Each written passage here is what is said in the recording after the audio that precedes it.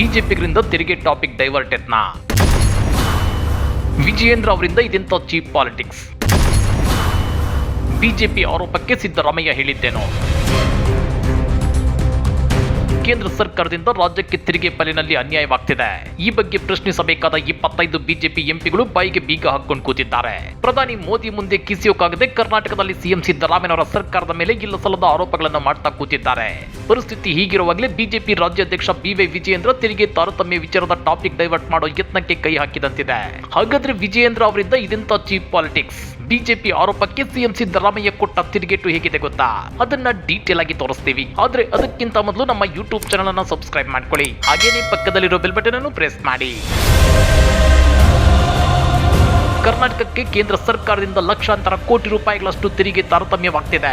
ಕರ್ನಾಟಕದ ಜನ ಬರದಿಂದ ಕಂಗೆಟ್ಟು ಹೋಗಿದ್ದಾರೆ. ನಿರುದ್ಯೋಗ ಸಮಸ್ಯೆಯಿಂದ ಲಕ್ಷ ಯುವಕರು ಕಂಗಾಲಾಗಿ ಹೋಗಿದ್ದಾರೆ. ಆದ್ರೆ ಬಿಜೆಪಿ ನಾಯಕರಿಗೆ ಇದ್ಯಾವುದು ಬೇಕಾಗಿಲ್ಲ.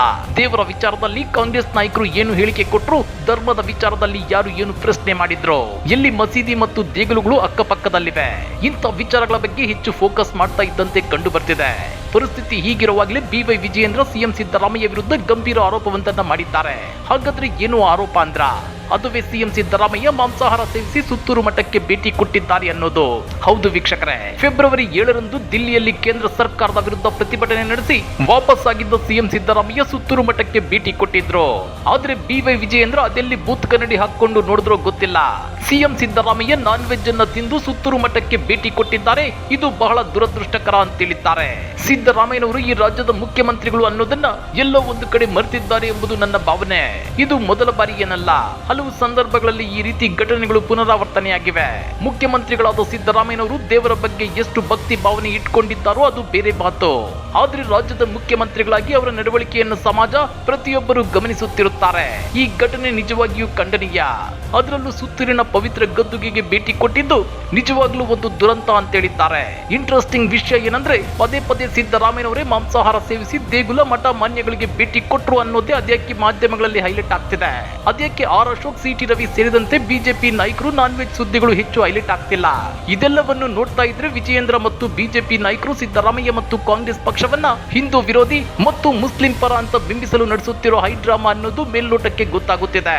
ಅದೇ ರೀತಿ ತೆರಿಗೆ ಪಾಲಿನ ತಾರತಮ್ಯ ವಿಚಾರವನ್ನ ಮಾಧ್ಯಮಗಳಲ್ಲಿ ಹೆಚ್ಚು ಹೈಲೈಟ್ ಆಗದಂತೆ ನೋಡಿಕೊಳ್ಳುವ ಯತ್ನ ಅನ್ನೋ ಚರ್ಚೆಗಳು ನಡೀತಾ ಇವೆ. ಇನ್ನ ಮಾಂಸಾಹಾರ ಸೇವಿಸಿ ಸುತ್ತೂರು ಮಠಕ್ಕೆ ಭೇಟಿ ಮಾಡಿದ್ದಾರೆ ಅನ್ನೋ ಬಿಜೆಪಿಗರ ಆರೋಪಕ್ಕೆ ಸಿಎಂ ಸಿದ್ದರಾಮಯ್ಯ ಕೆಂಡಾಮಂಡಲರಾಗಿದ್ದಾರೆ. ಇಂತಹ ಸಿಲ್ಲಿ ಪ್ರಶ್ನೆಗಳನ್ನ ಮಾಧ್ಯಮಗಳು ಅಸಲಿಗೆ ಕೇಳಲೇಬಾರದು. ಊಟ ತಿಂಡಿ ತಿನ್ನೋದು, ಬಟ್ಟೆ ಹಾಕೋದ್ರ ಬಗ್ಗೆ ಮಾತನಾಡಕ್ಕಾಗುತ್ತಾ? ಬಡವರ ಸಮಸ್ಯೆ ಹಾಗೂ ನಿರುದ್ಯೋಗ ಇದೆಲ್ಲ ಮಾತಾಡೋಣ. ಅದನ್ನ ಬಿಟ್ಟು ಮಾಂಸ ಸೇವಿಸಿ ಮಠಕ್ಕೆ ಭೇಟಿ ಹೀಗೆಲ್ಲ ಕೇಳಬೇಡಿ ಅಂತೇಳಿ ಗರಂ ಆಗಿದ್ದಾರೆ. ಆದ್ರೆ ಸಿಎಂ ಸಿದ್ದರಾಮಯ್ಯನವರು ಮಾಂಸಾಹಾರವನ್ನ ಸೇವಿಸಿ ಸುತ್ತೂರು ಮಠಕ್ಕೆ ಹೋಗಿಲ್ಲ ಅಂತೇಳಿ ಸಚಿವ ಎಂಬಿ ಪಾಟೀಲ್ ಸ್ಪಷ್ಟನೆ ಕೊಟ್ಟಿದ್ದಾರೆ. ಮುಖ್ಯಮಂತ್ರಿಗಳು ಯಾರು ಕೂಡ ಸಹ ಮಾಂಸ ತಿಂದಲ್ಲ ಮಠಕ್ಕೆ ಹೋಗೇ ಇಲ್ಲ. ಆಮೇಲೆ ಮುಖ್ಯಮಂತ್ರಿಗಳು ಒಂದೇ ಮಾಂಸ ತಿಂದಿಲ್ಲ. ಎರಡನೇದವ್ರ ಮಠಕ್ಕೆ ಒಳಗಡೆನೂ ಹೋಗಿಲ್ಲ. ಸುಮ್ಮನೆ ಯಾಕೆ ಇಂಥವಲ್ಲ, ಇಂಥ ಬರೀ ಇದೆ. ನೀವು ಬದುಕು ಕಟ್ಟಿ ಕೊಡಿ, ಕೆಲಸ ಮಾಡಪ್ಪ. ಬರಗಾಲದ ಹಣ ಅದನ್ನು ಕೊಡಿ ಹೇಳ್ತಿರಲ್ಲ ನೀವು, ವೈಟ್ ಪೇಪರ್ ಅಂತ ಹೇಳ್ತಿರಲ್ಲ.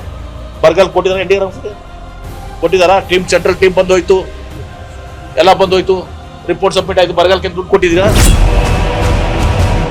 ಅದೇನಿಗಿರ್ಲಿ, ಕೆಲ ಮಾರಿಕೊಂಡ ಮಾಧ್ಯಮಗಳು ಮತ್ತು ಬಿಜೆಪಿ ನಾಯಕರಿಗೆ ಬೇರೆ ವಿಷಯಗಳೇ ಇಲ್ವಾ?